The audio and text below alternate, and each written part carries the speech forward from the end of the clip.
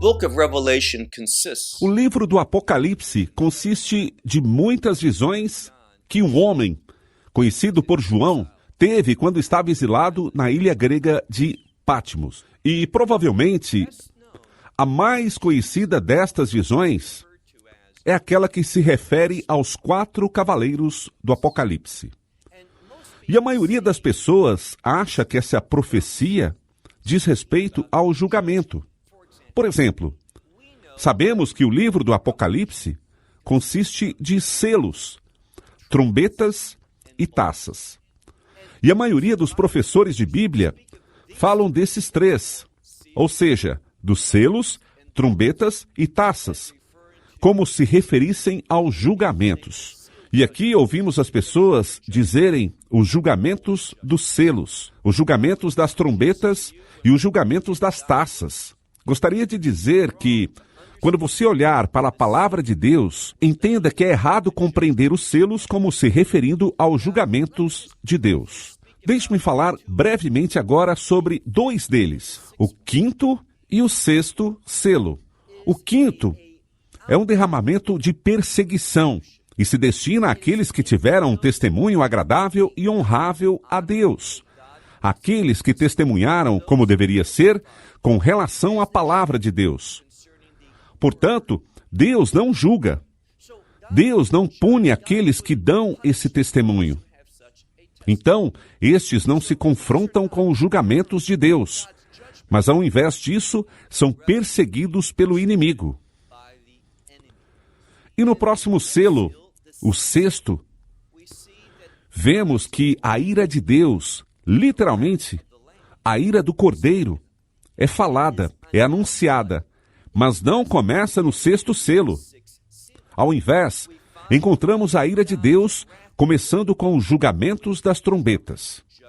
Uma vez mais, dizemos que é errado e é biblicamente impreciso considerar os selos e relacioná-los com os julgamentos de Deus.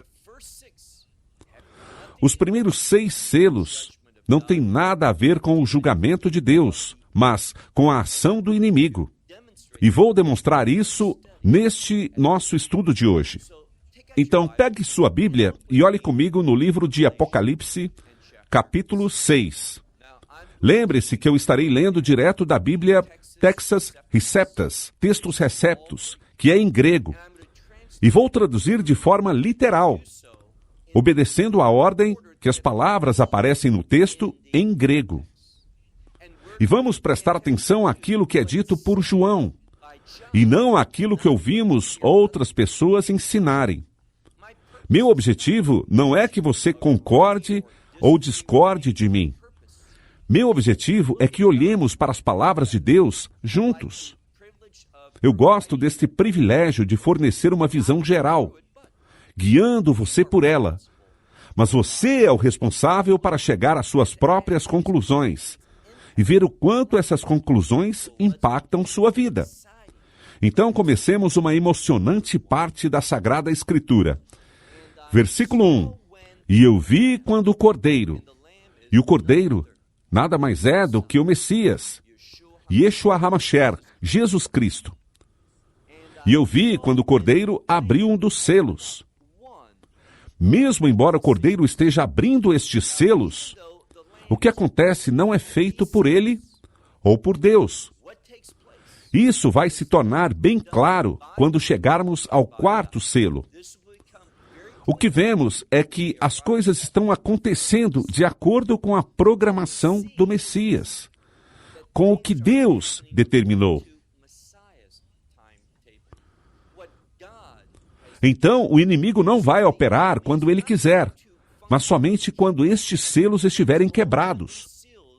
Dessa forma, e somente assim, é que o inimigo consegue agir. Esta é a ação do inimigo, não de Deus. Reforçando, lemos no versículo 1. E eu vi quando a terra abriu um dos selos. E eu ouvi uma das 4 criaturas que dizia... Bem, algumas Bíblias geralmente chamam essas criaturas de bestas, sem problemas. Mas elas não se referem ao que eu já compartilhei antes com vocês, uma besta profética como sendo um império. Esta parte diz respeito a estas 4 criaturas, estas 4 bestas, se assim você quiser dizer, que estão diante do trono de Deus, que adoram a Deus, que louvam a Deus dia e noite. Elas não se referem a um império, mas a criaturas celestiais. E uma dessas 4 criaturas, ela estava dizendo, e à medida que falava, era como a voz do trovão. E o que ela disse? No versículo 1, venha e veja. É importante que a gente se sensibilize, e isso significa se comover de acordo com a manifestação de Deus.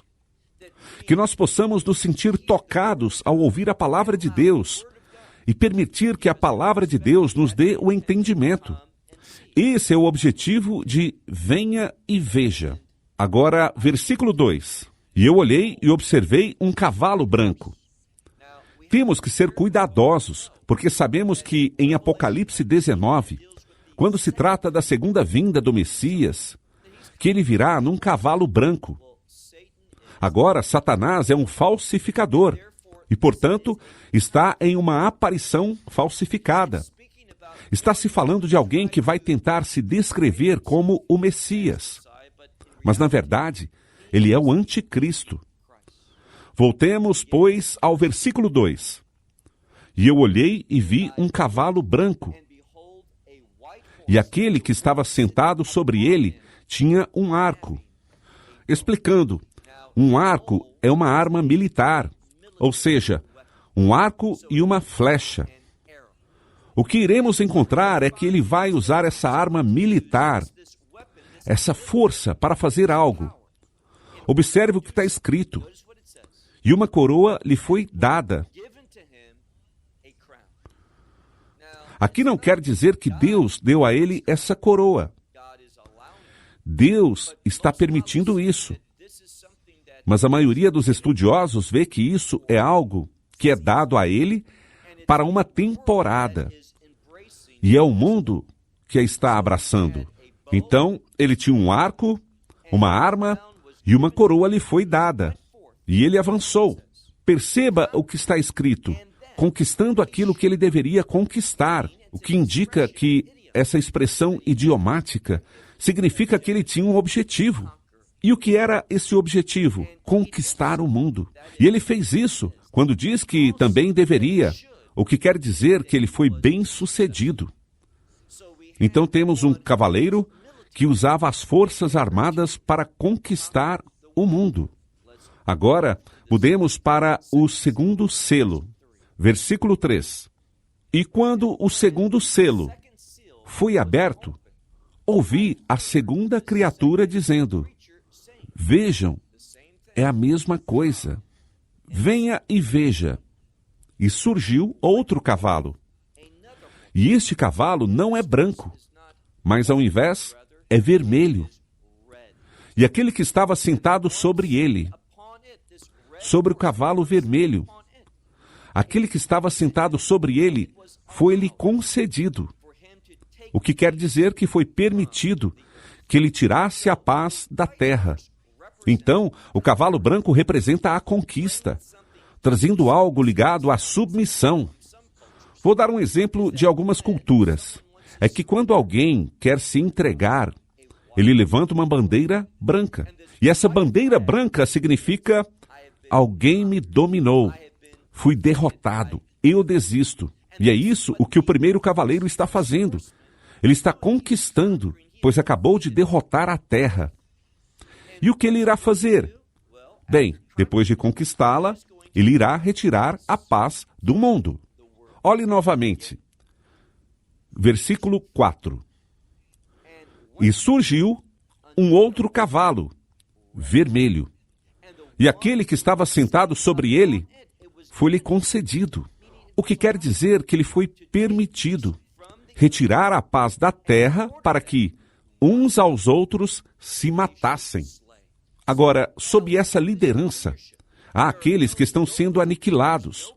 Não possuem paz. Muito pelo contrário, as pessoas estão sendo mortas. É isso que caracteriza este segundo selo. Agora, observe como este versículo termina. E foi-lhe dada uma grande espada. Lembre-se, o que foi falado sobre o primeiro cavaleiro, que estava sobre o cavalo branco, e é que ele conquista. O que foi falado sobre o segundo cavaleiro, que estava sobre o cavalo vermelho, é que ele tira a paz, e muitas pessoas estão sendo mortas. Está acontecendo um massacre. E observe que ele tem, e lembre-se disso, uma grande espada. Agora, no versículo 5, e quando o terceiro selo foi aberto, ouvi a terceira criatura dizendo, e o texto é o mesmo, venha e veja. E eu olhei e vi um cavalo negro. E aquele que estava sentado sobre ele tinha uma balança em sua mão. E ouvi uma voz que veio do meio da quarta criatura, que dizia, uma medida de trigo é 1 denário, e 3 medidas de cevada é 1 denário. O que temos aqui, nesse terceiro selo, é um cavalo negro. A cor preta pode representar uma praga, uma doença, a morte. Neste caso, percebemos que ele avança e que ele tem uma balança. Agora, o que você sabe sobre balança naquela cultura, naquela época?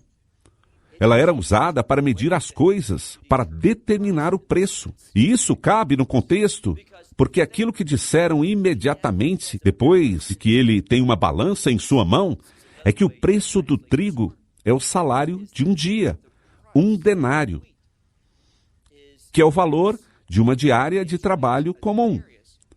E entendemos que, para que se compre o trigo, não muito, apenas uma medida de trigo, leva-se 1 dia inteiro de trabalho. E você tem que considerar também outras despesas. E continua dizendo, cevada também. Geralmente a cevada é muito mais barata do que o trigo. São 3 medidas de cevada para o salário de um dia. Então, o que aprendemos aqui? Que o preço dos alimentos está subindo. E quando o preço dos alimentos aumenta, quando há fome, e o Messias ensinou que nos últimos dias haverá fome, e também haverá doenças. E quando vier a fome, haverá peste. Também ficamos sabendo que haverá terremotos que poderão também causar uma interrupção na cadeia alimentar, na distribuição de alimentos e coisas assim. Então, o terceiro selo representa a escuridão, o negro, que significa morte. Naquela época, quando o preço dos alimentos estava aumentando, geralmente isso significava que estava havendo uma escassez, uma falta de alimento. E o final do versículo é bastante singular. Ele diz, e o óleo e o vinho não se tratam de forma injusta. Literalmente é isso que está escrito, porém a grande maioria das Bíblias dizem não danificam, mas literalmente diz, não se tratam de forma injusta. Sabemos que o vinho geralmente representa a alegria e o óleo, o movimento do Espírito. Em outras palavras, no meio disso tudo, aqueles que andarem no Espírito terão alegria. Estas coisas não impedem o trabalho do Espírito de Deus dentro de seu povo. Isso não irá nos tirar nossa alegria. Por quê? Porque nossa alegria não se baseia nas coisas deste mundo. Lembrando, vemos que estão acontecendo conquistas, que a paz é retirada, que ao segundo cavaleiro é dada uma grande espada, que o terceiro tem uma balança em suas mãos, porque o preço dos alimentos está subindo, e há uma falta, uma escassez de alimentos. Lembre-se disso. Agora que chegamos ao 4º selo, estamos prontos para o versículo 7. E quando ele abriu o 4º selo, eu ouvi uma voz da 4ª criatura, que dizia, venha e olhe. E eu olhei e vi um... Que cor seria este cavalo? E esta palavra em grego, chloros, veja, chloros, que é a palavra usada para um elemento que, dentro das plantas, as tornam verdes. Então não é um cavalo manchado ou malhado, ou algo parecido. Um cavalo amarelo está errado. Traduzindo assim, percebe-se uma imprecisão ao reconhecer o significado da palavra em grego, que é verde. E se você olhar em Jeremias, capítulo 30, você verá nos versículos 5 e 6 que aparece a palavra verde em hebraico. Aquela mesma palavra associada com verde, cujo sentido é de dor e de sofrimento. Vou repetir, a palavra verde, biblicamente falando, com base em Jeremias capítulo 30, simboliza dor e sofrimento, porque diz que os homens estão se curvando e colocando suas mãos em seus lombos, ou seja, em seus estômagos, na sua cintura, curvados em grande dor e sofrimento, como uma mulher que está dando à luz. Grande sofrimento. E os rostos destes homens que sofrem se tornam literalmente, para a palavra em hebraico, se tornam verdes. Aqui vemos então que se trata de uma fonte de dor e sofrimento. E olhe novamente no versículo 7. E quando ele abriu o quarto selo, eu ouvi a voz da quarta criatura viva que dizia: venha e veja. E eu olhei e percebi um cavalo verde. E aquele que estava sentado.